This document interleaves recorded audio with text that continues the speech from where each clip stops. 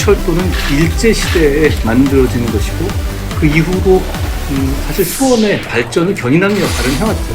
그렇지만 세상이 바뀌었고 역사가 다른 페이지로 넘어간 이 상황에서는 동서를 명백하게 가르는 역할을 하고 있습니다. 그것으로 인해서 여러 가지 격차를 만들고 있다고 생각합니다. 그리고 국민의힘이 이번 총선에서 격차 해소를 이번 총선에서 국민들께 드리고 싶은 선물로 지금 저희가 준비하고 있는데, 철도를 지하화하는 것이 이 수원의 동서 간의 격차, 의도하지 않았지만 굉장히 고착화된 이 격차를 해소할 수 있는 문제라고 생각합니다. 네, 오늘 보면 열심히 하고 계시죠? 네. 자, 오늘은요, 2024년 2월 1일입니다. 자, 어제 어떤 일이 있었습니까? 자, 한동훈 대권 후보죠. 올 여론조사를 보니까 이재명 전 경기도지사하고 대권 적합도가 지지율이 삐까삐까 하더라고요. 선호도가. 자, 누가 대통령 될지 모릅니다. 물론 국민들 성향으로 봤을 때는 한동훈에 조금 약간 관심을 가지지 않을까 하는 생각이 듭니다. 그러나 누가 대권이 될지는 모르니까 양 정치 세력이 주장하는 공통된 주제에 대해서 우리는 관심을 가질 필요가 있습니다. 그 중에 하나가 바로 철도 지하화입니다. 도로 지하화 말고, 도로 지하화는 지금 현재 활발히 이루어지고 이미 완공이 되거나 건설 중인 경우가 되게 많아요. 그런데 이 철도 지하화 같은 경우는 정치 세력들이 총선 때마다, 대선 때마다 울고 먹는 소재임에도 불구하고 실질적으로 착공이라든가 구체적인 계획까지 이룬 경우는 단 한 번도 없었습니다. 왜 그럴까요? 도로 지하화와 달리 철도 지하화는 수익형 사업이 아닙니다. 왜냐면 이 철도 위에 보면은 아무것도 없잖아요. 도로 위 같은 경우는 어떤 강제 수용을 한다든가 건물에 대한 어떤 개발을 한다든가 이런 게 있는데, 이 철도 부지 같은 경우는, 이 직선형 같은 경우는 이것을 개발한다고 해서 기껏해야 공원 정도 형성하는 이 정도밖에 안 되기 때문에 수익성이 없기 때문에 이걸 뻔히 알고서도 정치권이나 이런 개발업체에서도 눈을 감고 있었다고 합니다. 그런데 또 선거 시즌인 것 같아요. 자, 한동훈이 수원에 가가지고 민주당 텃밭이죠. 수원에 대해서 아주 민감한 부분을 건드렸습니다. 영상에서도 보셨겠지만 수원역을 중심으로 해서 좌측, 우측, 동쪽, 서쪽이 제가 생각하기에도 빈부격차가 많이 납니다. 호매실 쪽이 서쪽에 있죠. 그 부분은 임대주택이 좀 질비해 있고 임대아파트가 계속 들어서고 있습니다. 가보신 분들은 아실 거예요.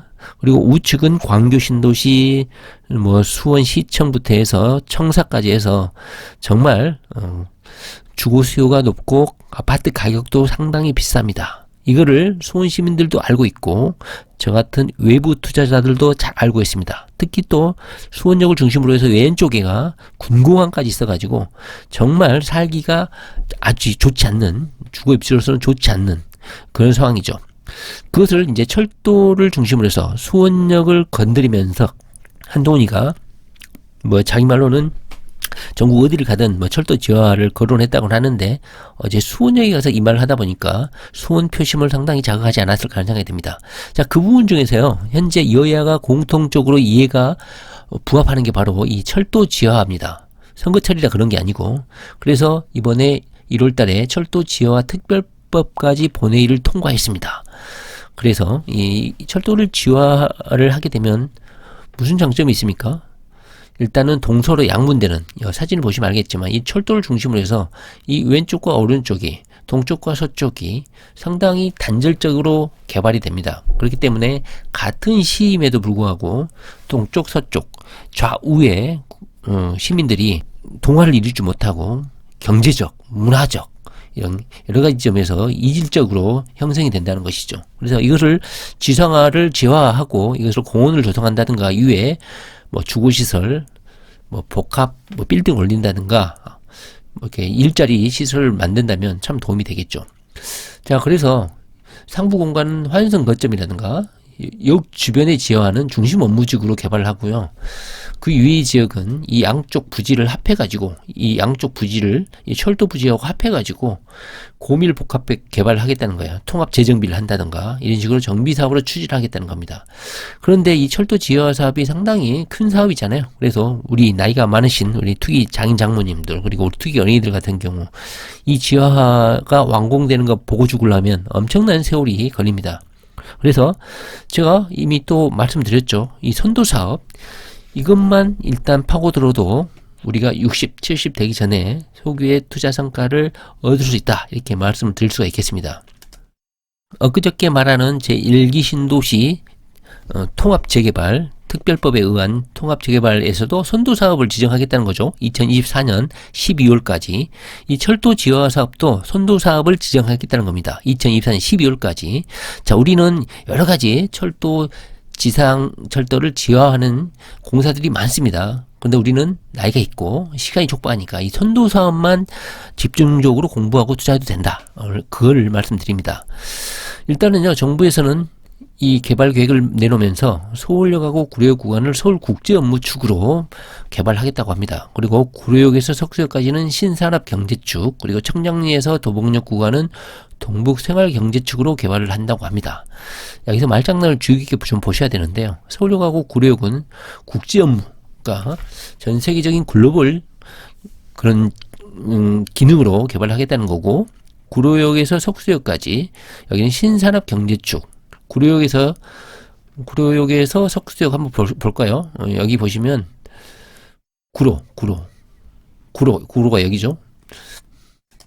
여기 구로에서 석수까지, 석수 어딥니까? 여기까지죠. 여기 구간은 신산업 경제축 하면서 일자리 중심으로 개발하겠다는 거야. 그 상부 구간을. 그런데 청량역에서 도봉 구간은 동북 생활 경제축 하면서 생활에 도움되는 정도의 아주 작은 의미를 지금 부여를 하고 있죠.